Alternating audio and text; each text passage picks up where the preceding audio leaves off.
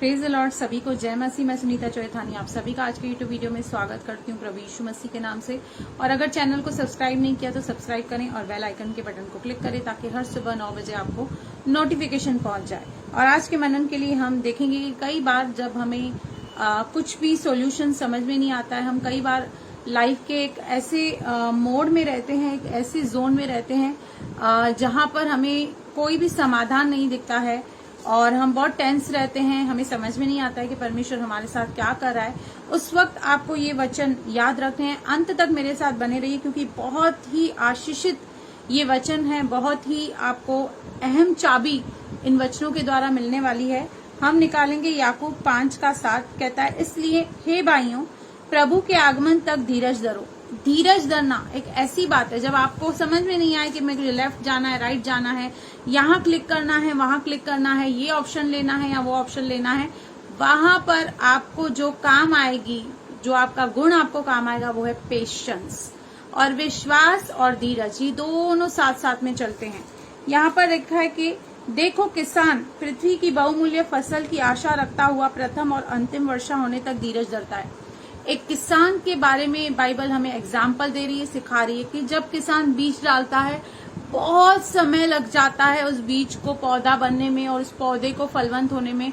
उस बीच में उसे वर्षा का वेट करना पड़ता है, मौसम उसको देखना पड़ता है, कभी कभी विपरीत हो जाता है, तो वो बहुत सारा पेशेंस रखता है। और प्रभु कह रहा है कि उस किसान से सीखो, तुम भी धीरज धरो और अपने हृदय को दृढ़ करो क्योंकि प्रभु का आगमन निकट है। क्योंकि हम अंत के समय में रह रहे हैं, प्रभु का आगमन निकट है। ऐसी बहुत सारी परिस्थितियां, सिचुएशंस आपके लाइफ में आएंगी जहां पे आप टोटली कंफ्यूज हो जाओगे, आपको कुछ समझ में नहीं आएगा कि क्या करें, कैसे करें, आगे कैसे बढ़े। हे भाइयों, जिन भविष्यद्वक्ताओं ने प्रभु के नाम से बातें की उनको दुख उठाने और धीरज धरने का एक आदर्श समझो। हम कई नबी में आपको पुराने नियम से उठा के देख सकती हूँ। आप इर्मिया नबी देख लीजिए कि किस तरह से उसे नाले में रखा गया, काला पानी की जेल में रखा गया। उनकी क्या गलती थी? उनकी कोई गलती नहीं थी, सिर्फ वो परमेश्वर की उस व्यवस्था के पन्नों को लिख रहा था। उन पन्नों को राजा ने फाड़ दिया, फिर से उसने उन पन्नों को रखा और उन पन्नों को लिखने के कारण उसे काला पानी एक नाले के अंदर रखा गया, एक सुराख के अंदर रखा गया। उन सभी भविष्यद्वक्ताओं की आप लाइफस्टाइल देखो, उनकी हिस्ट्री देखो, it was full of hard times. क्या परमेश्वर ने उनको उन दौरों में से क्यों निकाला? परमेश्वर ने उनके जीवनों में वो एफ्लिक्शंस, वो सताव को क्यों अलाउ किया?